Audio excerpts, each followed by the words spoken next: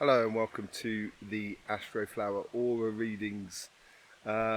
Just to sort of go through basically what we do on these readings. I'm an energy healer. I've been an energy healer for sort of 30 years. I've seen over 20,000 people and I see energy fields around everything. And I've been seeing them for a very long time, so 30 odd years. It's been the main course of my study basically throughout my life. What we're going to be doing today, we're going to be looking at the effects of what the earth energy, the vibration, or the universal vibration if you like, and how it affects each individual sign within your chakras and your aura. And this will give you a heads up on your weekly readings, your monthly readings, and etc. This is not a personal sort of thing, so I can read people's chakras and auras at distance, it's not a problem, but this is obviously a general video, and this is where we're just going to be going into general sort of connections that different signs have, because different signs work on different types of energy. And that's to do with the element system which we can find within the Astroflower.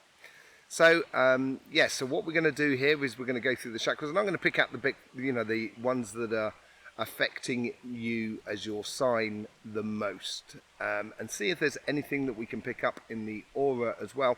And just to sort of differentiate, the chakras are like the electrical cables of your energy that's going pulsating through your body, like it's energy lines or ley lines that pulsate through the vibration of the earth. We get the same thing on all the planets as much as we do on the solar system, the sun as well. So that's like the cables, the electrical cables where the current is really going through it. And that electrical cables create a magnetic field, which we would call your aura. We can also say the magnetic field of the earth and the magnetic field of the sun and other planets, and etc. So there is a difference between the two. And auras are a lot slower than the chakras. Chakras are a lot faster. I'll be honest with you, I can't see chakras per se. I can see what effect it's having on the magnetic field, a little bit like a boat that goes through water, and the boat is long gone, but you can see the wake from the boat afterwards. So I see the knock-on effect of the chakras rather than the actual chakras itself. Be interesting to see them in the future. Maybe if the vibration of the earth picks up even more, things may well be possible in that sort of sense. So it's just a sort of difference between the two. The aura is a lot slower. It takes a lot more to change auras. Chakras change a lot quicker. And that is what I would call the harmonics, or the harmony, or the vibration of your energy. The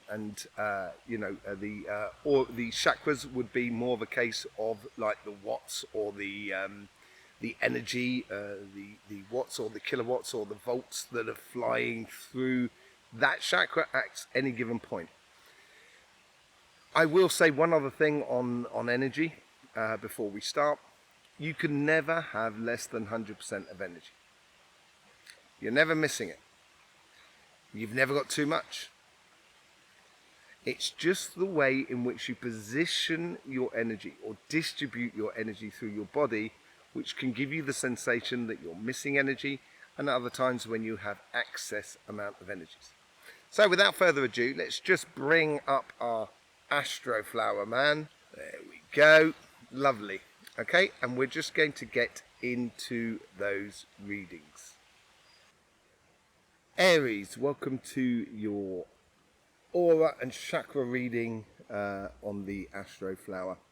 Let's get straight on here. Let's just start feeling straight away.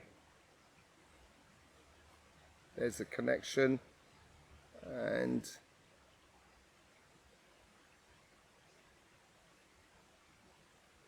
okay, it's a double. It's like a figure of 8 sort of aura at the moment.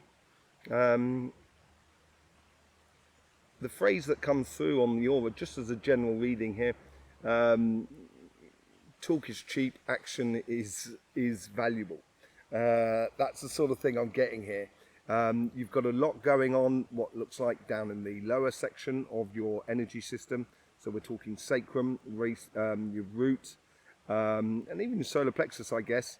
And a lot less going on the third eye or the throat and the heart chakra in a way. I think this is a practical week as well, as you've seen your weekly readings as well. I think this is very practical. There wasn't a lot of heart sort of scenarios in the readings, let's be honest. And then that's what, because we've got all those planets in retrograde, it is a moment of retrospection. And then it grows a lot more around about the third eye and the crown chakra as well. You know, the upper section, just to give you an idea of this sort of situation. Let's just see what's going on with the root chakra. There we go. Very grounded at the moment, which is really good. It makes you very practical. Let's have a look at your sacrum.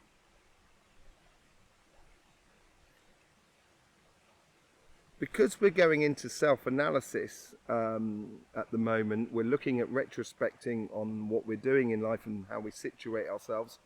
There is a slight discrepancy on your sacrum, so you've got more on your left-hand side than you have on your right-hand side, so that you're going to be more inclined to be doing administration, working out your finances, that sort of thing, the practical things, or the human things in life. This is all about your fundamental desires as well. It seems to be very well balanced in the way of energy flow. But as I say, this side here, which is your left-hand side, is more pronounced than your right-hand side, basically. Let's get into the solar plexus. Let's see what's happening here. It is very large. Very large.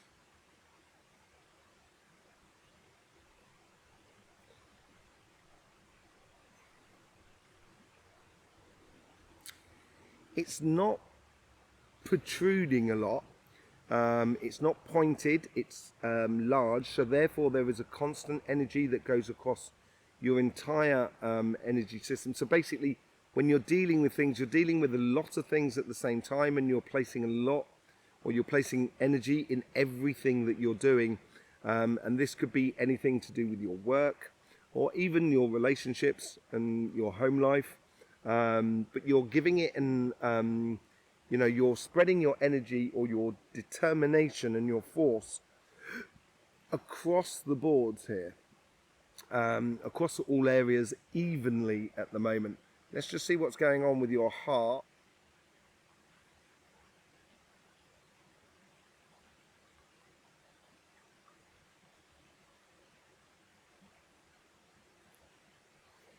It's slightly reduced. You've got a slight reduction in the frontal part of your heart. So the engagement with your heart and the world around you, and this is where the figure of 8 comes in.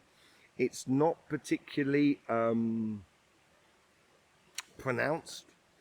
It's almost reduced, so you get this sort of like a factor like that, because the heart chakra is like a disc. It's not like a trumpet.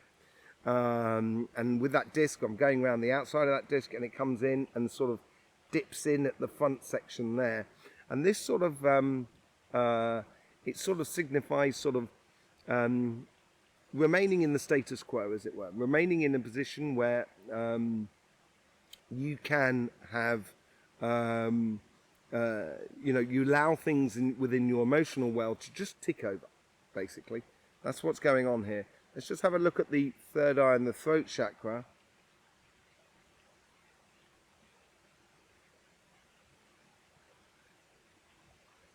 Yeah, we see the throat chakra, it is actually reduced. And we got the third eye that is increased. This is encourages that sort of clarity of thought, that investigation, that retrospection that I'm talking about within your world at the moment. So there may be a lot of mental stuff going on here. I'll be a little bit wary of that more than anything else. Just so you don't sort of put yourself out of kilter, basically. because the mind is fantastic, but sometimes it can just overtake everything, as you well know. And it's good to sort of have a good balance between what you're feeling within your body, so your emotions are in balance with what is actually going through your logic within your mind, and within your spirit, within that conversation that is within your consciousness. Okay, let's have a look at your crown chakra. Now that's large.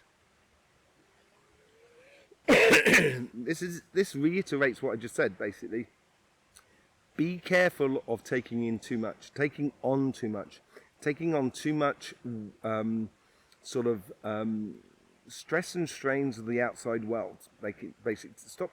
Don't take on the woes and worries of everyone that is around you. Basically, just be wary of that, because if it becomes too heavy, the crown chakra will literally just sort of flop down. It will flop out, and this will then sort of create an energy that sort of comes down upon oneself and sort of like ends up beating oneself up. And that's like, in severe cases, what we would call depression. Just be wary of that. Doesn't seem to be that bad, but it also at the same time is just holding too much out. Let's just go through and let's see what the majors are. The majors are the solar plexus here, and I think it's combined with the sacrum as well. It's also working out those fundamentals, how things fit together, how things work, what things don't work, that sort of thing. That's what it seems to be at the moment. And the third eye is really taking on a lot more sort of prominence than anything else. I did the energy update and I was talking about the throat chakra and the heart chakra, and also the solar plexus, has got to be said. But at the same time, the throat and the third eye is the same chakra. So, it could have well been the third eye chakra rather than the throat chakra that we were talking about in those energy updates. If you haven't seen it, you'll see it at the end of this video. Okay, let's just have a look and see what's going on your aura, see if we can get any more sort of detail out of that. Well, there is an understanding. We can see that at the base of your aura. Basically, there seems to be like a folding of the reality on itself, which is like creates this sort of vortex energy, which is how we mull over things. We, like a cow, it chews the cud. It sort of like brings the energy back into the aura. And that helps us to sort of like see things clearly, see things what work and everything like that. And then we go to the top part of the chakra, and that has got this, and this gives that 8 factor, that hourglass sort of factor about it all. And on this section, which is just here, slightly above, this is where we get the realization. And this is much more pointed. This is directional energy that's giving you heads up of a direction, a realization. I don't know, you'd have to go back and look at your weekly readings. If there was any sort of 7s in your reading, and etc., they will be very important. And it's like the best way to describe it is a spring-loaded energy. So it's getting ready to jump and excel itself, basically. So in this week, I would be very conscious about what works and what doesn't work. Be very attentive to the detail, seeing what is, what is in your life at the moment that is working and is not working. Realizing the functioning, having a reflection about what is going on, not only in your life but in the world that is around you, and also allowing space for those almost inner judgments and realizations to come through. And that comes through your inner vision. So, I would be very attentive to your intuition. Let's just see on the outer section, the very outer section.